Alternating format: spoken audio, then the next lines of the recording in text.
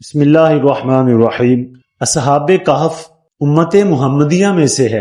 نبی کریم صلی اللہ تعالی علیہ وآلہ وسلم کے اصحاب نے ان کو دیکھا ہوا ہے۔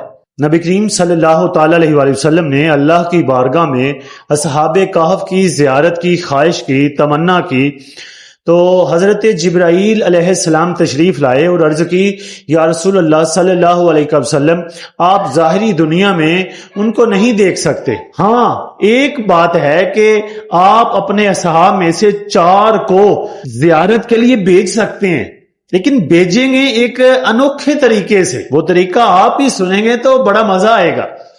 حضرت جبرائیل علیہ السلام نے فرمایا کہ ایک چادر بچھائی جائے اور چادر کے چاروں کونوں میں 4 اصحاب کو بٹھایا جائے، ایک کونے میں حضرت ابو بکر صدیق کو، ایک کونے میں حضرت عمر کو، ایک کونے میں حضرت علی کو، ایک کونے میں حضرت ابو ذر غفاری کو۔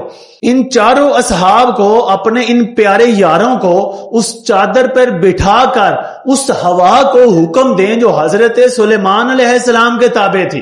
یعنی حضرت سلیمان علیہ السلام نے کہیں جانا ہوتا تھا تو اپنے تخت پہ بیٹھتے تھے تو ہوا کو حکم دیتے تھے کہ مجھے فلاں جگہ لے چل، وہ ہوا لے کر چلی جاتی تھی۔ تو نبی کریم صلی اللہ تعالی علیہ وآلہ وسلم نے چادر بچھائی اور اصحاب کو بٹھایا اور پھر ہوا کو حکم دیا، ہوا اس غار کے منہ پہ لے گئی۔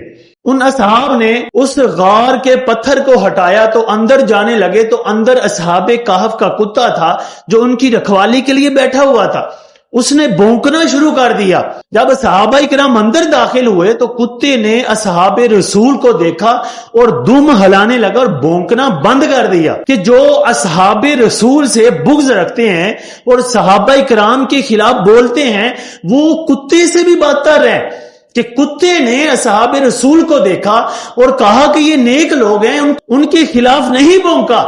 لیکن وہ کتنے بدبخت لوگ ہیں کہ جو انسان ہونے کے باوجود ہے تو نہیں انسان، لیکن ان کی شکل جسم جو ہے وہ انسانوں جیسا ہے، عقل اور دماغ تو انسانوں جیسا نہیں، کیونکہ وہ کیسے انسان ہوں گے کہ جو نبی علیہ السلام کے یاروں کے خلاف بولتی ہیں۔ پھر وہ 4 اصحاب ان سے ملے، ان کو اس طرح سلام کیا کہ السلام علیکم ورحمۃ اللہ وبرکاتہ۔ انہوں نے سلام کا جواب دیا اور نبی علیہ السلام کو حضرت جبرائیل نے کہا تھا کہ ان کو اس طرح بلانا اور اس طرح اسلام کی دعوت دینا۔ انہوں نے اسے دین محمدی کی دعوت دی اور انہوں نے قبول کیا اور مسلمان ہوئے، اور پھر وہ کروٹ پر لیٹے اور اصحاب رسول باہر نکلے اور اسی چادر پہ بیٹھے اور چادر کو حکم دیا تو وہ چادر حضور کی بارگاہ میں لے آئے۔ یعنی اصحاب کہف جو ہیں وہ اب ہمارے مسلمان بھائی ہیں، اگرچہ دوسری امتوں کے لوگ مسلمان بھی ہیں، لیکن عجیب بات یہ ہے کہ صحابہ کہف نبی علیہ السلام کی امت کا کلمہ پڑھ کر مسلمان ہوئے۔